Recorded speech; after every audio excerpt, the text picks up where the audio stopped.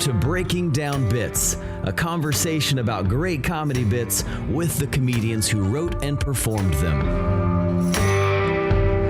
All right, welcome to Breaking Down Bits. My name is Brian Gendron. And I'm Drew Jordan. And we are two newer comics that are here to learn about comedy. Drew, how you doing today? I'm good, man. I'm back in Houston. I'm no longer in my parents' in my childhood bedroom for a bit.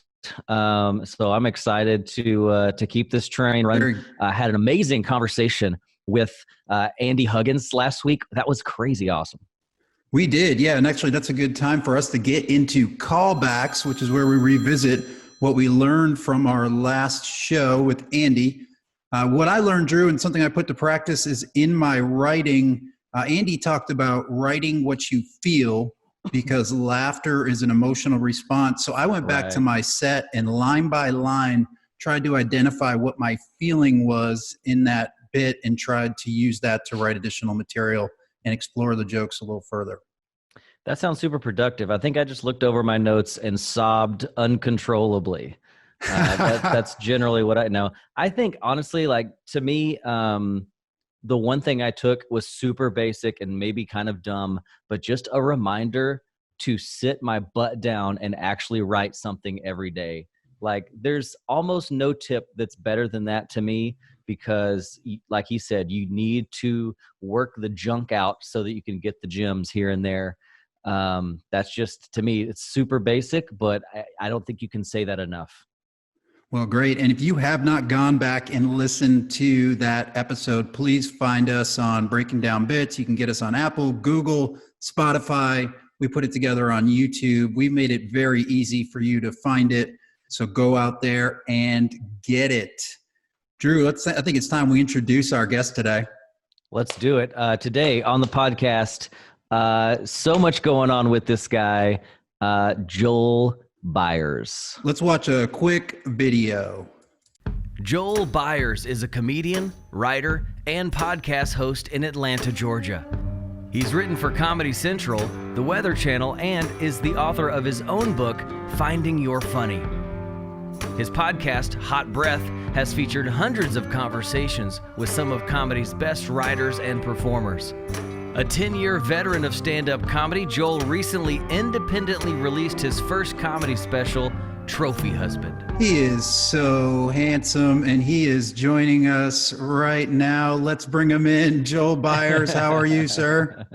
Now, all right, we're here now. Hey, all right. Mr. Joel Byers. We made it, everyone. We made it. Thanks for having me, Brian and Drew. I'm so excited to be here. Yeah. Thanks for coming. Hey, so Joel, you've been running Hot Breath for a long time. This is our second episode. Can we take you back to what was it, 2015 or something like that when you were starting this thing out? Yeah, 5 years ago, I started off interviewing my buddy Rob Hayes, who has now been on Fallon and Comedy Central, and he's a writer on Sherman Showcase and done a bunch of cool stuff. But it all started with just me interviewing my comedian friends and really showcasing Atlanta comedy. And it's now evolved into an international comedy platform, really. Whoa, name drop. we need a drop for that. No, yeah. Hey, Joel, it is. And honestly, you're one of the people out there that is, in my opinion, is doing more for comics and emerging comics than anybody I've seen, and really using these platforms like podcasts, like Facebook to do it. So thank you so much for doing that for all of us.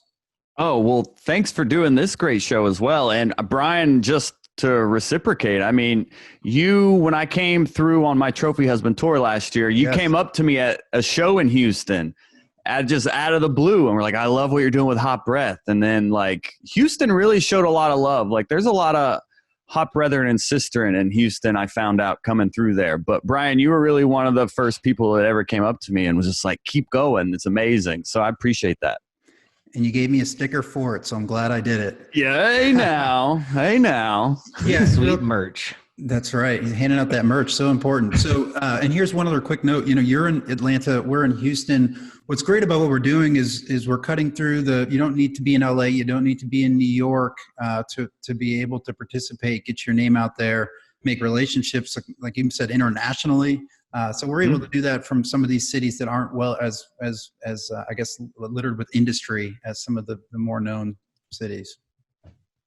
Yeah, and me 10 years into comedy, I was always very intentional about not moving to an LA or New York, but to do everything from Atlanta just to show other comics that it is possible for you to create your own success without having to move for some sort of validation. Exactly. That's what we all seek is validation, isn't it? Yeah. Well, it's like Rob, my buddy Rob Hayes, he's had great success. He was actually a comic who did make the leap. He did move to New York. He was living in an apartment with like 4 other people. And like, you know what I mean? So he has lived that life and paid his dues. So I don't begrudge anyone's journey and their decision on if they do want to move to an LA or New York. But for me personally, I've always been obsessed with the independent route and just really build it and they will come mentality. And, you know, I want other comics to adopt that mindset to just, you don't have to wait. You can create that success now. That's awesome. Because I mean, there's so many of us that do live in these smaller markets where the comedy scene is just not quite as big or not quite as well known. There's less chance to just brush shoulders with someone who's going to put you on, you know, some huge platform. So, and I love the fact that you independently, I'm assuming self-produced your special. I mean, we've seen some great success people doing that.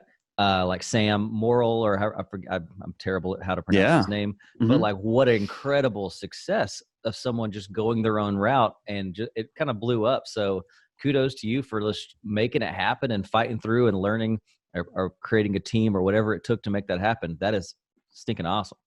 Thank you. Yeah, it was all self-produced. I actually had the intention of recording an album, but then I was a fan of the podcast, had me on his show.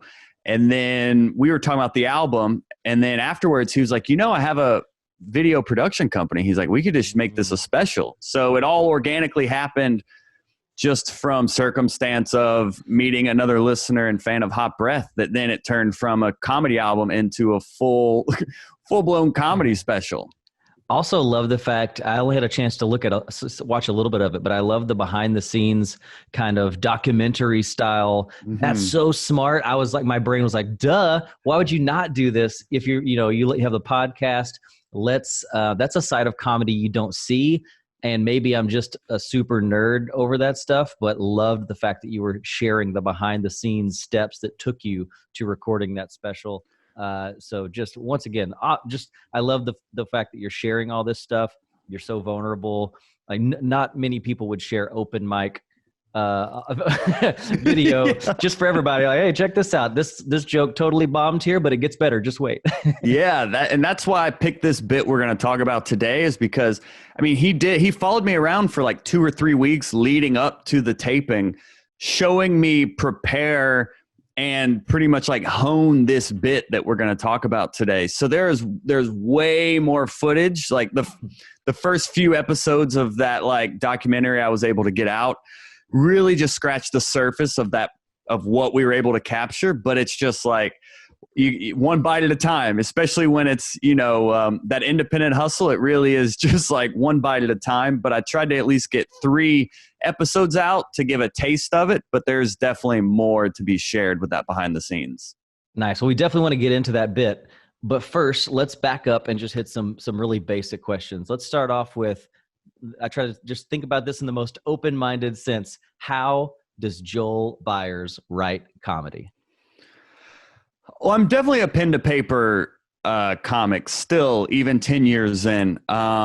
I hear a lot of comics, I write on stage, and I remember Andy, your previous guest, was talking about he's a pen to paper guy versus writing on stage as well. And that's just how my brain works. And pen to paper means it could be something as simple as like journaling, or it could be something as simple as looking more for like one-liners or set up punches and actually using techniques beyond just like a broad journal. But I have found like the more I've gotten on stage, the more confident I've gotten, the more comfortable I've gotten to explore ideas on stage. But if I don't do the work off stage, I don't have something to talk about on stage. So it isn't like one or the other. There really is a relationship between me writing off stage and it helps me to write on stage. But it all comes down to generating ideas off stage, trying them out on stage, and then reviewing what happened on stage and rewriting and assessing that way. But it's a whole kind of 3-tier system, then write, perform, and then rewrite. Makes a lot of sense. You got to work that feedback loop. So many people press record and then never, me guilty as well, never go back and listen to it. Mm-hmm. Unless I knew it was good. Then I'm like, oh, I want to go back and get it. Of course. You're like, well, of course I am the best to ever do it. But what I've learned with myself and what I've found in interviewing over 200 comics is everyone has their own process. And I learned with what works for me in reviewing, because I mean, every comic struggles with that at every level. Heard Mark Norman say he should review his sets more, and he's that meticulous, like math joke writer, and he says things like that. But I know that if I don't listen right after the show, like if I don't listen to my set on the way to the next set or on the way home from that set, I'm not going to. And I have had to release that stress from my brain of like, oh, I'll listen after. Oh, I didn't. I'll do it in the morning when my brain is fresh. Oh, I didn't. I'll do it on my lunch break. And then we can just start to get in that negative feedback loop of next time. But like, same thing. If I don't write in the morning, all right, I didn't write that day. Like I release that stress of I'll do it at lunch, or I'll do it before dinner. I'll do it after dinner. I'll do it before bed. We can always beat ourselves up. But I am huge on just like small incremental victories, and that'll then snowball into a big difference. But even like in the Facebook group, we do a Write 10 Club where we write for 10 minutes. Like it's just a small attainable goal that'll then build up over time. But I've had to learn over the years to stop beating myself up. And if I don't listen to the set right after the set, oh, okay, I didn't listen to that set. I'll be sure to listen to the next one and be more intentional about it. But I don't beat myself up. And it took me, trust me, 7-8 years to come to that realization of like not beating myself up about not being perfect. And it's just all about like progress, not perfection. Perfect. Well put. Yeah. And I love the writing tip, or the tip of listen to it on your way home. Damn it. Just do it. Yes. That's perfect. And if you want to be a professional comic, it's like, okay, what would a professional comic do in this situation? They would most likely listen to it. So it's just having to put yourself in that mindset of where do I want to be? Okay, well, what would that level of comic look like? And then start to adopt those habits. Exactly. And then the next thing you just referenced is this Write 10 Club. And I've participated a few times. Incredible that you're doing that, and the community that you've created around that. And if you're not familiar with what it is, it basically picks a new word, which is a writing prompt. We call it a writing prompt. And then everybody writes for 10 minutes, and then you select the winner. And what you're doing there is it's joke calisthenics. You're exercising, you're working with a writing team, and man, what a great platform. Every time I do that, I'm inspired to write more when I do attend. Yeah, and it all started here. We've done over 120 now, and it all started like in quarantine. It's like, okay, it's going to be tough to write every day. I need some sort of social accountability. So I started live streaming it, and then it grew into this Facebook group that is now like an international writing community of we're now, I mean, we keep tipping the scales and hitting higher scores. This week we hit over 70 people in there, and it's comics from every continent. There's comics except Antarctica. We're going to get Antarctica. But it's comics from around the world all coming together and writing for 10 minutes and then sharing feedback with each other. And it's really, that whole Facebook group has become like the comedy scene I wish existed, where it's comedians helping each other win. And that's what I'm all about in that group, is just positivity, support, community. It's working. Yeah, thanks, Brian. That's super awesome. So to narrow down a little bit, not talking about how you write, like just in general, what goes through your head as you prepare for a set? Whether, knowing maybe, some of the details about the set, what's going on in your head as you kind of put the pieces together for what jokes you're going to do and you're going to prep for this set? What's going on in your head? Well, a big mistake comics make is that they try too many things at once in a set, where especially if you're doing a lot of writing, you're super excited about trying everything. But then if you try everything, you end up getting nothing accomplished because you maybe the first one doesn't work and then you lose confidence and you maybe start forgetting the next one. And then by the end of the set, you're like, well, that was a disaster. So I'm very intentional about like just setting a single goal for the set. Because, I mean, they add up. You've got to live on stage. I mean, that's the number one thing to learn comedy. You've got to perform it type deal. So the sets will accumulate. So it's just picking each set and creating a singular goal. Is it trying a new tag? Not even an entire new bit. Maybe it's just a new tag to an older joke. Or maybe it is just like the beginning of a new bit. Or maybe it's I want to try an act out. I don't really know the wording of it or anything, but I just want to try to get bold on stage and be loud in this moment. And those little bitty challenges will over time become a big game changer for your comedy. But it's starting with one goal at a time. Early on, I got advice from a comic saying that you need to remember to breathe. He said young comics forget to breathe on stage a lot. So there's one of these open mics where it's like all comics at a bar at 11:30 and no one's there. I made my goal pretty much for that month to just focus on breathing at that open mic. And there were moments like I would literally say a joke and then audibly inhale and exhale, not worried about what people are thinking, just literally, okay, this is a room where I can do this. And I just focused on just breathing intentionally. And that helped me tremendously long-term of slowing down and remembering to breathe. But every set I do, it really comes down to just what is my one goal of this? And whether it works or it doesn't, if I did it, victory. Okay, we get it. It's a big plug for your Hot Breath podcast. We get it. Hot Breath on iTunes and Spotify. He's got a podcast, people. He breathes hot YouTube breath. As well. It's on YouTube as well. There we go. But it's important for comics to remember, like you don't have to boil the ocean with every set. It's just one set at a time. True. I like that. That's really good. Lower the bar. And that's my whole strategy. We had one comment from somebody from the Hotbreathaverse, Bob Jorgensen, you know very well. He said that word economy, and I agree, is one of your better lessons that he's learned from you, Joel. So, oh, great. Yeah, that's a big thing I've noticed in the Right 10 Club is, a lot of the comics that are in there every single day, they used to post like a paragraph, and now they've been able to start whittling it down to like those tight one-liners just through awareness of how to start tightening your jokes and then to actually put it into practice. And writing is a muscle. That's my favorite analogy for writing is like writing is a muscle, and it's just the more you exercise it, the stronger it gets. That's all it takes, just reps. Drew hates exercise.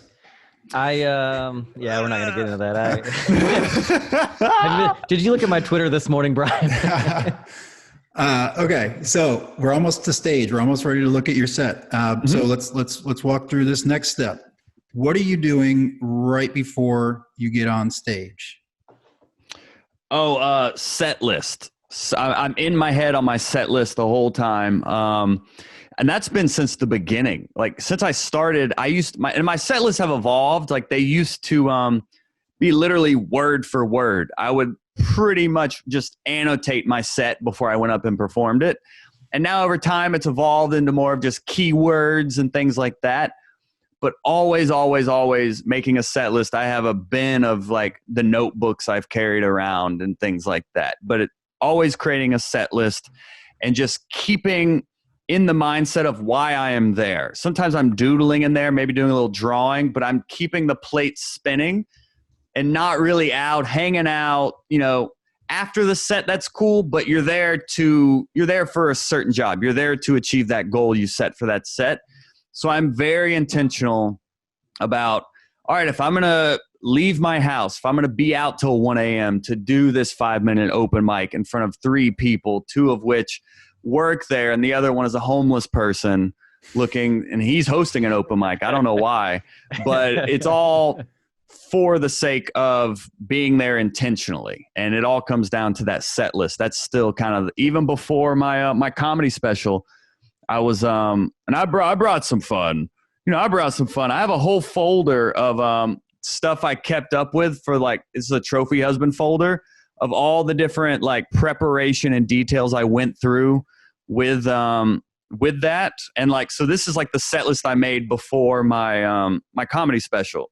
Wow. And it's usually on a smaller pocket notebook, but for this one, I was just, like, intentional about really mapping it out visually so I could just, like, see it better when I was up there, I guess. But yeah, this was, like, before the taping. I was in the green room, like, creating this is the set list for the Trophy Husband special. Joe, that is a mess. But that's why I tell people when they see my notebooks, I'm like, hey, if you can't read it, you can't steal it. Have y'all seen? Have y'all seen? Have y'all seen Jesselnick's latest special? He had, like, a short clip that he put together of his evolving set list. It's kind of neat to. Oh to yeah, see. that was very cool. Yeah, I did see that. Mm-hmm. I was curious. I know we don't have forever to just sit here. We want to get to the clip in just a second, but yeah, do you have any tips on remembering a set list? I struggle so much with this. Like, I've seen people make little anagrams of the first letters. I've, write it out by hand. I struggle with that. For some reason, I'm used to my professional background's radio. We always have all our notes in front of us, always ready. What do you do to remember that stuff, especially a full hour-long set? Yeah, rehearsal is a big component for me, and that's since the early days. Like, and rehearsal, maybe it's on the way to the show I'm rehearsing, whether it's maybe when I'm taking a shower I'm rehearsing, and by rehearsing I mean actually, like, saying the whole set out loud. Even for this the comedy special, we got to the venue early.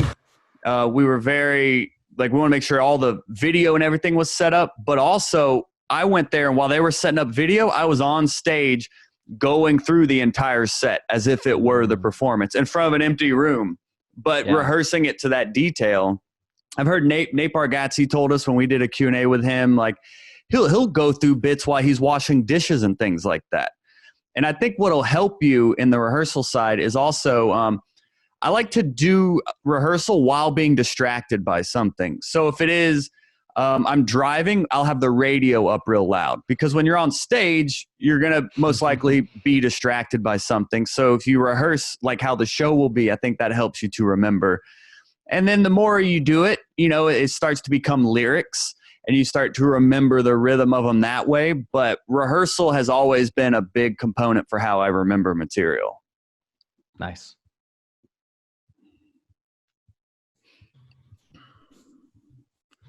All right. So, Joel, we're going to go get to the clip. Okay. Last question. Just tell us a little bit about some context about this particular show for our listeners. Yeah. Well, the bit we're going to talk about is the one we really documented the entire process of the first time I ever did it on stage to then seeing it at the comedy special taping. But it's probably the most personal story I've ever told. It's probably the longest and my biggest swing at storytelling, which now that I've gotten, I've been doing comedy 10 years, a lot of these bits evolved through that, and the structure's there and they are personal. But now in this next chapter of my career, I do want to start getting into these more personal, longer stories, which was so great. We just did a Q&A with Kyle Kinane, and he broke down his storytelling process. But he even said that you've got to start first by understanding how to write a simple joke. You got to understand the structure before you then start to break it type deal. So he's one of the best storytellers in the comedy. And he was even saying, but it all starts with learning how to make a joke, how to make a silly misdirect. And then you can start to get into the more personal broad strokes and longer, 15-minute stories. So this was really my first attempt at a personal, embarrassing experience where I cried at my wedding and, like, bawled, like the detail that didn't make it into the story because I couldn't figure out a way to make it fit. Because this is, I've tried to cobble this together in like 3 weeks, or 3 or 4 weeks, this story. But like my efficient, who was a comedian friend of mine, he actually booed me. I was crying so much. Like he was like, "Come on, homie, boo!" And that's just like one of those fleeting details that like we're like, "Oh, I should just say that on stage and it should work."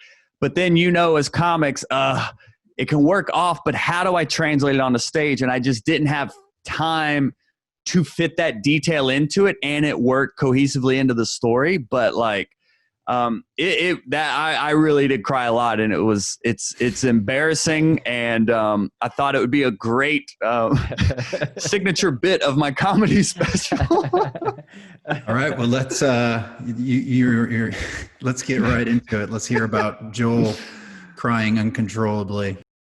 But you live and learn. That's what I've learned.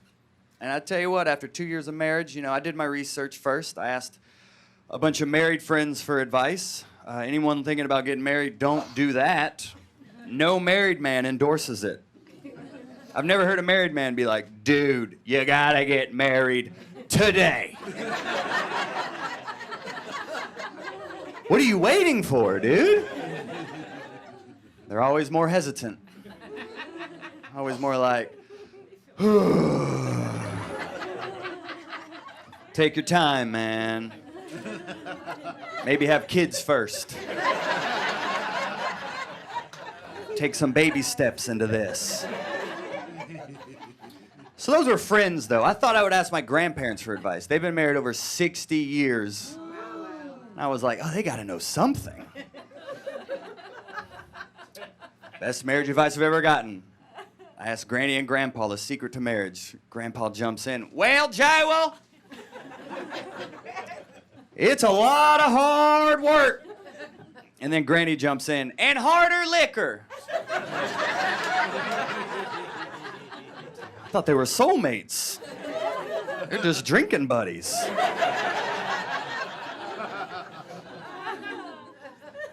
I wish someone warned me about the wedding planning, though. Oh my, I would rather plan a divorce.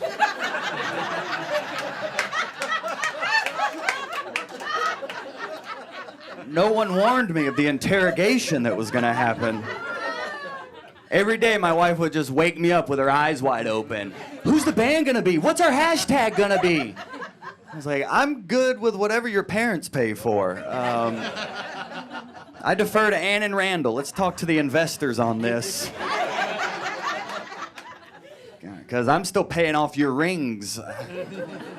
Yeah, congratulations, ladies. You get 2 rings. That's why we get paid more.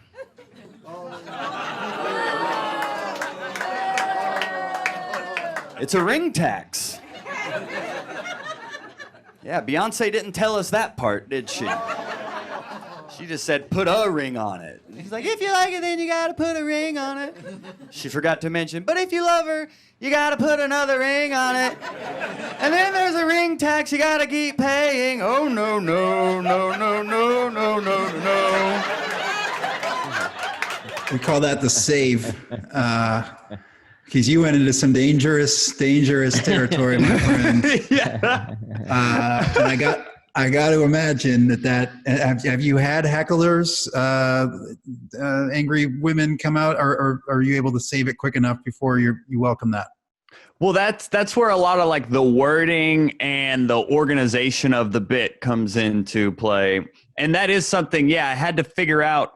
I had the idea of it being, that's why men get paid more, but I had to figure out how to finesse it in there, So there were some sets I tried it to where there were women that would just be like, that's not true, or you're sexist and things like that. But I've had bits, and there's some more racial bits in the special as well, that I've learned that they had to evolve over time. But I found that if it's getting a reaction at all, then you're on to something there, just because that means the audience is invested enough. They're not on their phone texting, but they're actually listening and feel affected enough to respond. So then even if it's not laughter, a response is still like positive feedback, in my opinion. Well put. Yeah, you've built up that tension. You've also created this moment where it sucks it out of the room. And if you're not paying attention, now I got to pay attention because he's up to something. Yes, exactly. Yeah. Have you ever, when I first saw that part of the bit, the first thing that came to my mind was, did he intentionally create this moment?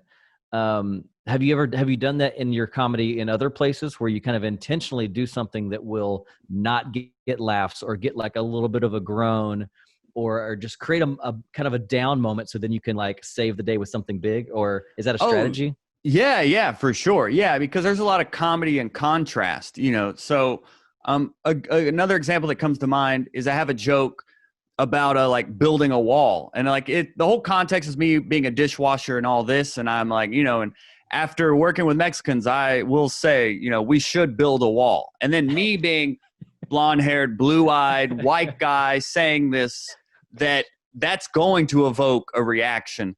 And then some people are like, wait, what is he talking about? But then I say, I pause, let that live in that moment, and then say to keep them here.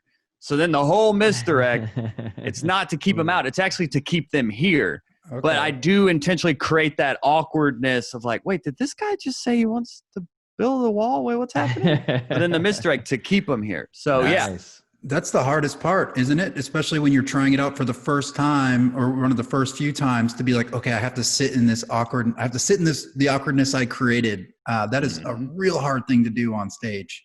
But a lot of the times it's stumbling into that awkwardness, then being aware of it, and then learning how you can use it to your advantage.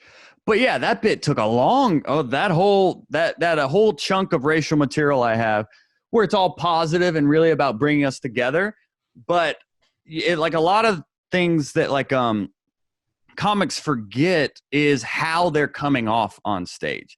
So it's like a joke I say is going to be completely interpreted one way versus if like Drew says it's going to be interpreted a completely different way type deal. So it's just look at your material as your physicality is like the filter. Before you even say anything on stage, the audience is already building your story. They're already building assumptions about you. So be intentional and mindful of how your material's coming off. I worked with Roy Albanese, who was the EP of Daily Show for like 10 years, and he's now back into stand-up a lot. But when I worked with him, he was like, your material's coming off a little like condescending. He's like, you're talking to these grown-ups on a weeknight, and you're trying to tell them how the world works. He's like, it's coming off condescending. So instead of condescension, I leaned more into sarcasm. And that was a big shift in like the tone of my material, was it came off a little more sarcastic and sly as opposed to just like omniscient and I know everything type deals. So those little shifts, and I had to throw in omniscient because I have a liberal arts degree. I've got to slide in that debt as much as I can. But yeah, a lot of it can come off as like how you're coming off, and that can help to start being kind of a guiding light for the material you want to do. Yeah, so good. Just before we get to this next clip, can I just shout out Drinking Buddies? Loved it. Maybe that's how. Maybe that's the secret to a good. For your grandparents, it totally is. And the line, "Want to plan a divorce?" I'm so jealous. I do a fair amount of material about my marriage and divorce, and I'm just so mad that I didn't think of that first. That's a wonderful line. And just a fun little clip about the Drinking Buddies one, a fun little tidbit is like, I actually did ask my grandparents for marriage advice, who had been married over 60 years. And my grandpa said it was a lot of hard work. But then my father-in-law, I heard him say that I heard him talk about marriage and something about harder liquor, or he said hard liquor. And then the comedian brain goes off. And these are probably like a few years apart, maybe, of like nice. Piecing these two. As us comedians, we're always looking, always mining, looking for those connections. So as soon as he said that, I was like, that's it. Hard work, hard liquor. And then I made the connection. But that's what this whole show's about, is, diving into the process of how you puzzle and whittle together a bit. And two completely different people saying different things. For the sake of comedy, you can bring it together. Yeah. To be one unified thing just based on your life. Sebastian Maniscalco has said that he'll have jokes about his dad, that it maybe was his neighbor that said it or a friend, but him framing it as his dad just makes it funnier. Yeah. So there's ways to start to skew your material to make it more palatable and more personal. Well, that's a great point to the always telling the truth, but still remembering this is an art form and you have the ability to create and shift and kind of twist the details to make it funny. But I'm a firm believer in that comedy should have a hefty chunk of truth in there, For but sure. you have to be able to finesse the details. And that's a great example of that. Yeah, and what basically the way I look at it is you've got these fragments of truth that are floating around your brain, and it's your job to assemble them and put them out in this artistic format. Yep. And like for me, like I tell a story about my 2 children being born, and when I first started, it was this child 1 was born, child 2 was born, because our brain wants to go to chronological. And the truth is, I combined the best elements of both births and made it one story, and that became more effective on stage. It was an example of that from my writing. Yeah. Another thing we can't pass before we continue the clip, because we're going to talk about you crying. Don't worry, Joel. Don't start crying on us. Is your characters and your act outs. So you did a lot of fun playing the dude, why don't you that character, and then your grandparents. I love the Joel, like that's your grandfather really says that, and that's something it's probably stuck with you forever. That nobody you find it funny. It was kind of in there for you, and it helps give that character some more animation and depth. But the dance at the end is great. That's a very signature. Played at every wedding, and again that builds you out on that joke, which is great. And what I found with the dance is like the more I committed to it, the funnier it got. And I still think, I whittled that together fairly quickly, especially when it can take years to hone a bit.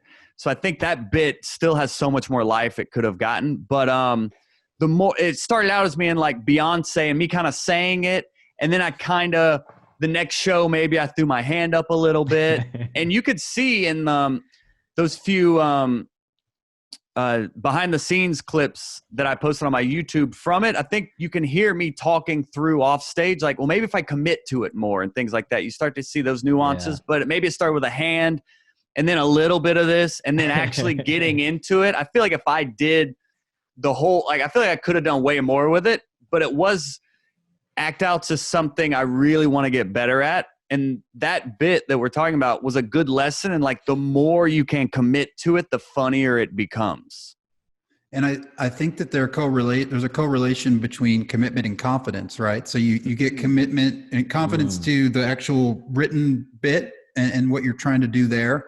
And then the more you get to do it on stage, the more you get to experiment. And gosh, if we were to film Trophy Husband today, I really feel like you'd have that whole dance worked out that you For sure practicing in quarantine.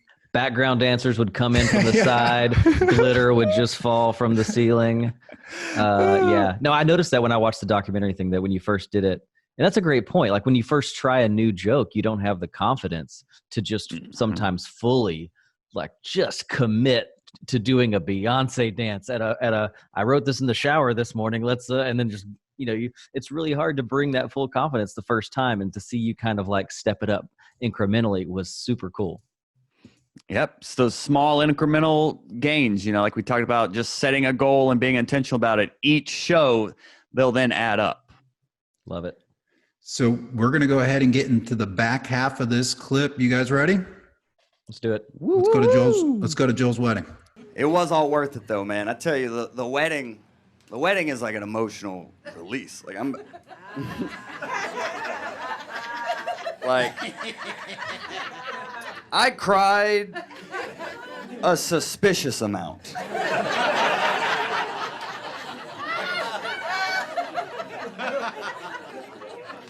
It was cute at first.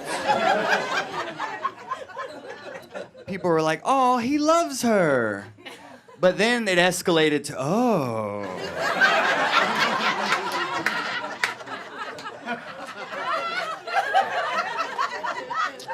He's about to confess.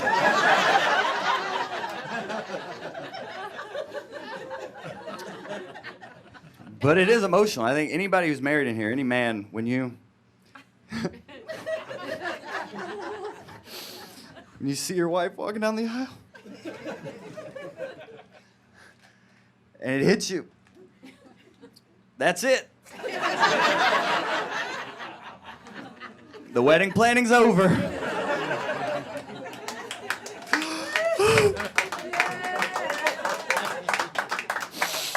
Moves you to tears.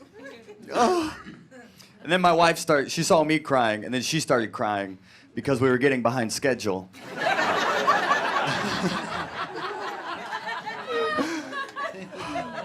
She's like, my parents didn't pay for your tears.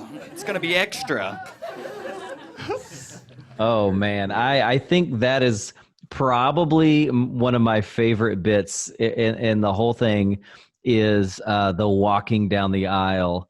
Man, I think the first thing that popped out to me until I don't know, I did see a little behind the scenes of this on the documentary kind of stuff, but the thing that popped out to me was it was the perfect execution of the third way. So like, you know, when you see your wife coming down the aisle, the first obvious thought is she's beautiful. And that's you're getting choked up because she's beautiful. And then quickly, any man's brain goes to the second way, which is that's it. This is the last woman I'm going to have sex with.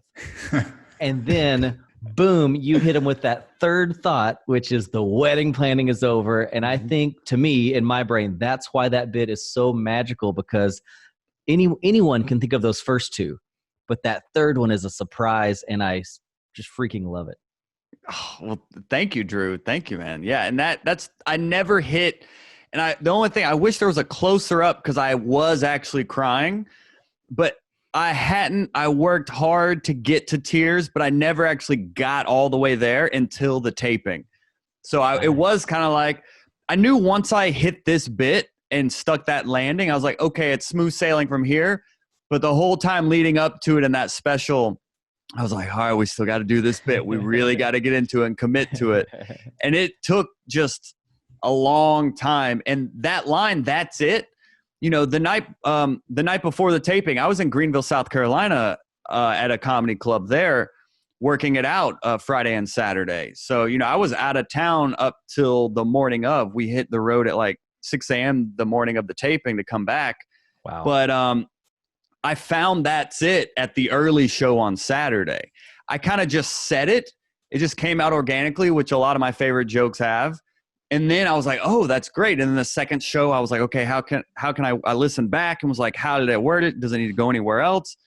And then for the special, that was like the second time I had really used that punchline for that. But I knew it was funny as soon as it happened. I was like, I was looking for the tag and I found it. Oh, so good. I love that. That's just great work. And I don't know, all that, it just clicked to me in my, you know, comedian brain. I was like, this is magic. This is the way a bit should go. And I like how you kind of pulled together the three characters that you used, right? So you had yourself and your concerns about, you know, paying for the wedding. I already paid for the ring. Then you had your wife who wakes up all wide-eyed being like, what are we doing with the planning? I remember that. And Drew, I don't know if you were in this boat too. But like, God, that was a nightmare. I like tasting cake and stuff. There's some good parts to it. But, and so you brought her back in because now she's crying, and then she's got her concerns because she's into the planning. And then you brought in the investors, and I like to call them the investors. Yeah. They're involved in this kind of bringing this bit all together into this one scene. So it's very visual, and I like the use of characters and how you pulled it all together. So well done. Thank you. Yeah, big thing I've heard is like bringing as many points of view as possible can really help to bring a joke to life more. And a lot of comics are like, well, how do I get a longer bit? Or like, no, how do I extend this one-liner into like a 2 or 3 minute bit? And it can happen just by bringing in different points of view. You know, so if you're talking about something that happened at work, okay, give your point of view, but then maybe give your boss's point of view, or the janitor that was walking by, their point of view, or a coworker's point of view, or, you know, what would an old employer have said to you's point of view type deal. So really start to give it a 360-degree view, which is why I referenced me getting booed is so funny. I just couldn't figure out how to work it into this, but that would have been another point of view to bring into it. But for the sake of the special, and I am word economy first. I am laughs per minute. I want the laughs. So if I couldn't figure it out in a way to make that made the whole thing flow, so I put it to the side for that. Gosh, that's painful sometimes, but you do have to do that. You got to let go of some of the what's the old phrase, the murder your darlings kind of thing. Yeah. Also, oh man, I lost my train of thought. I was there with you. It was like, point of view, so good. Something in my professional past, writing for radio, we used to talk about how, camera angles is what we kind of hear it framed. Like at the grocery store, there's a woman who's purchasing the items. You can see from her point of view, the cashier's point of view, and then if you want to get really creative, you're from the creative of the carton of milk on the conveyor belt. And when you start to see things from inanimate objects or different under point of views, like I think you really can uncover some really fun stuff. I think I forgot who it was, but someone has a bit about the point of view of the chair when the fat guy sits on it, and that's right. just like just a great mental exercise, and good to you on that one.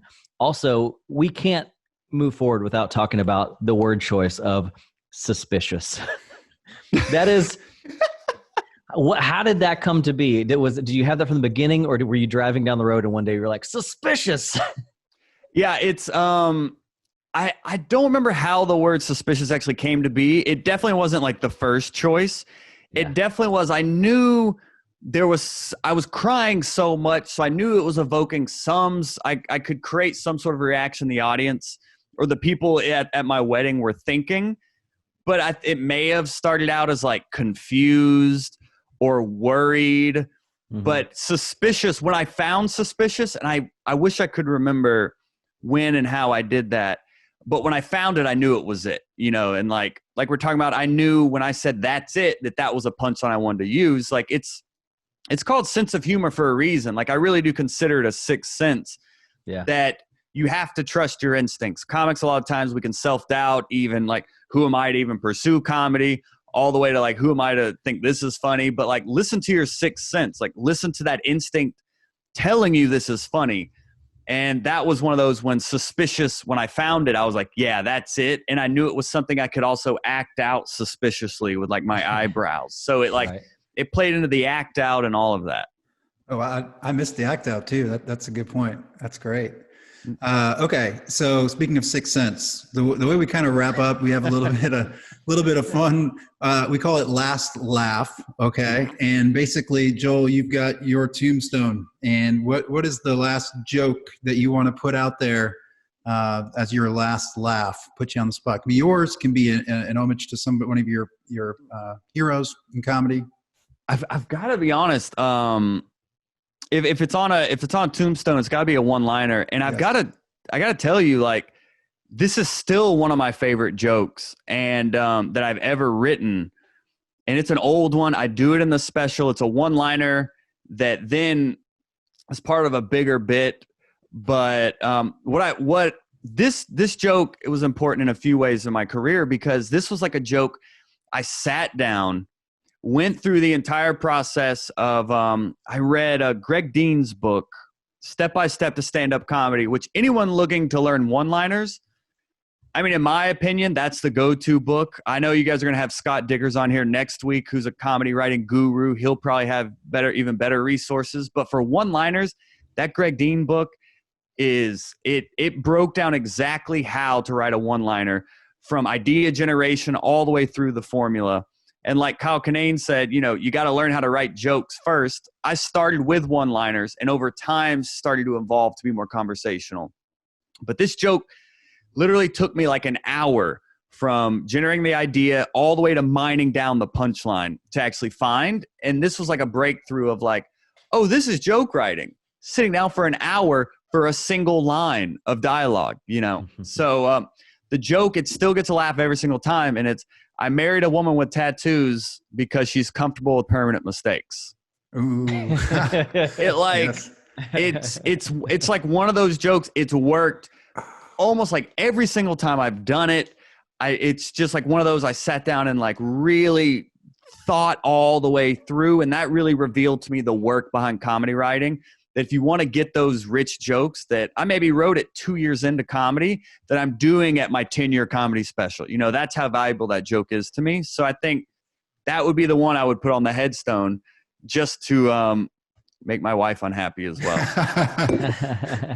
That's awesome. I just wanted to recap your entire, this little set piece, the clip that we watched, I want to just congratulate you on taking something, as it occurred to me, you take something that is so common, a wedding. Like, how many people do wedding jokes, marriage jokes? It's a very well trod area, but you found such a perfect way to make it personal. And I love, that's like, to me, I love that kind of comedy personally. Like when it's something that's in deeply personal. And I think, I don't know, maybe it's the fact that you're being vulnerable, that it's true stories. I don't know what really puts that all together for you, but I love that. And I just appreciate that it's like kind of a fresh take on something that a lot of people try to make jokes about. Yeah, that's so important that like a lot of this has come up in the Right 10 Club as well, that it's like, well, that topic's been done before. But like every topic has been done before. What hasn't been done is you and your point of view. And every comic wants to find their voice.